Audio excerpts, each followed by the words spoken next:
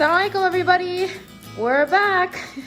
Today we're going to be making tomato rice or red rice, roz ahmar in Arabic. So what it is and what our ingredients are, we're going to be first using about 2 cups of rice, 2 tablespoons of tomato paste, 2 tablespoons of minced garlic, 1 teaspoon of salt, and 2 tablespoons of vegetable oil. We're now adding in our 2 tablespoons of vegetable oil, and we're gonna heat it up on high heat. So what we're gonna do now is we're going to basically kind of fry our minced garlic in the olive oil, and you want it to get a little bit brown in color. You don't want to burn it, so just be careful. Constantly mix this, and this is what's gonna add, a bite to our rice and make it really, really solid and delicious. We're gonna keep on mixing it. Don't leave it alone, okay?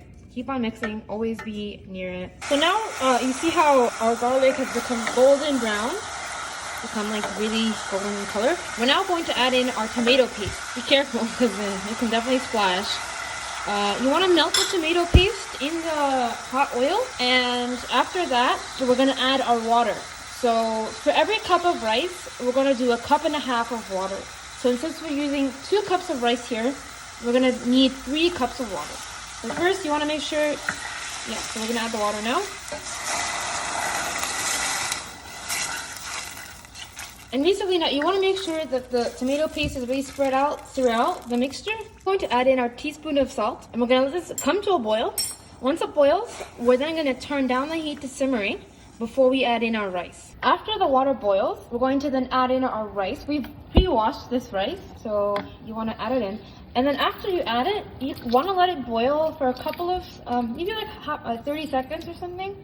And then afterwards, you want to turn down the heat to simmering. And you also want to cover it as well. Make sure to constantly mix this because the tomatoes paste can stick to the bottom of the pan. So you always want to make sure you're mixing it.